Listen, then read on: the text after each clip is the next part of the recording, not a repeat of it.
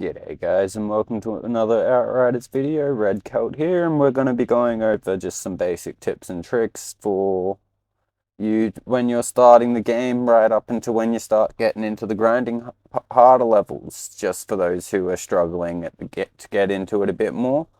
But yeah, without further ado, let's get started with number one. So you want to pick a good character that you will enjoy, so make sure you're not only looking to make sure you have a character that's going to be able to kill things, but you'll actually enjoy killing things as the character. Otherwise, there's going to be a point where it just feels more like a grind than a game. Having a powerful character is good by all means, but having a fun character is more important. Number two. Experiment with the different weapon types within the game. There are various weapons and weapon classes to use, which all can synergize in different ways with your abilities and your own personal playstyle. So make sure to try things out and don't just pass them up because you haven't liked them in a previous game. Number three.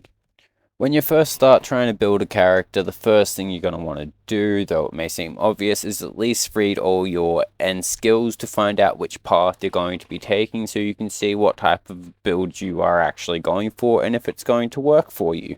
Number four.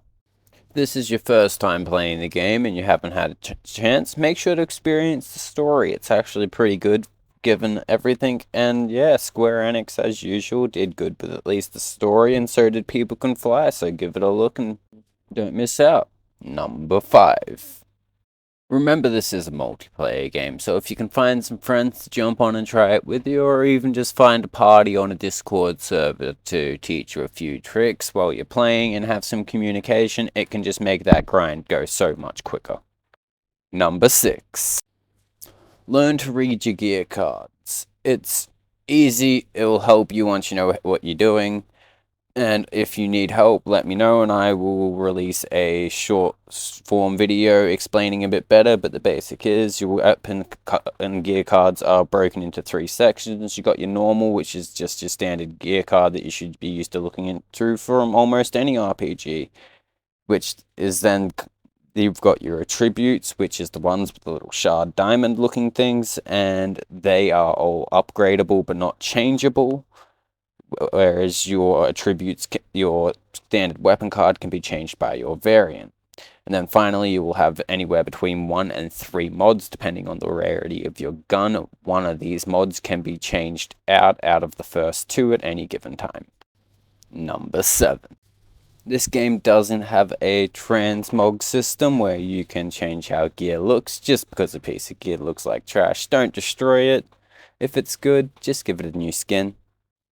Number 8. If you are planning on mimicking a build to the letter, make sure you do mimic it to the letter down to every piece of gear and every skill on the skill tree, because Outriders is the type of game where that small variant will make a difference. Otherwise, you can use other builds for inspirations and maybe see how they can link into yours to make your builds more synergetic instead of copying direct copy-paste from whatever you see. This is, of course, just a personal preference, but it will be our number 8, so let's move on to number 9.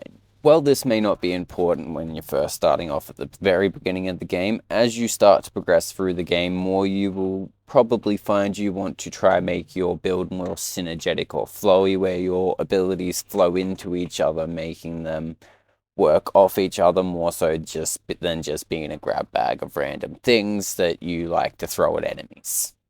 Number 10.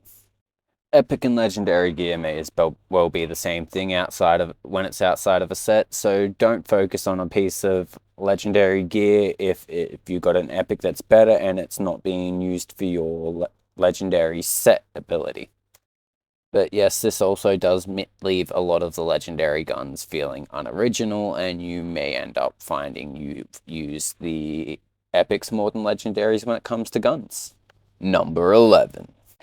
Dismantling your gear will give you mods that were equipped to that gun and also extra resource to upgrade your previous guns. So just because a gun comes with every other roll being shit does not mean it's useless to you. Instead of selling it, dismantle it so you can infuse the mods onto other weapons. Number 12. It's okay to take a break. A lot of these games you will find you get burnout or things get harder, it's okay to jump over, play something else, play a different character, or even just go watch a movie. Always take time for yourself, or else you're going to hate every second of the experience. Number 13. Try to find a balance between power and fun, because a lot of these games you'll find, not always, there are exceptions, but a lot of the time, the more powerful you get, the easier the game gets, the less challenge there is, and it becomes boring.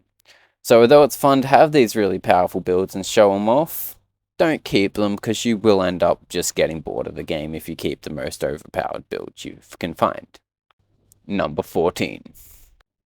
If it ends up just feeling like this game is nothing but a grind and you aren't even enjoying any of the mechanics and any of the abilities, I heavily suggest maybe stopping playing, because it's not for you. That is what this game is. It's core mechanics with a grind simulation.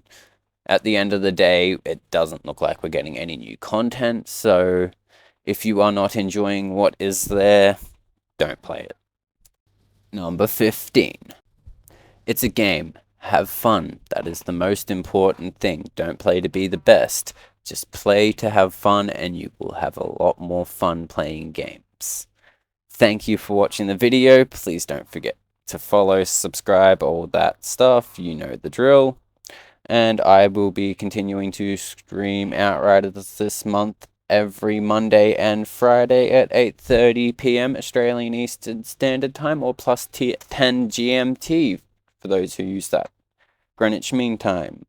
Thank you for watching. Don't forget to like, follow, subscribe, and I'll catch you next time. Bye.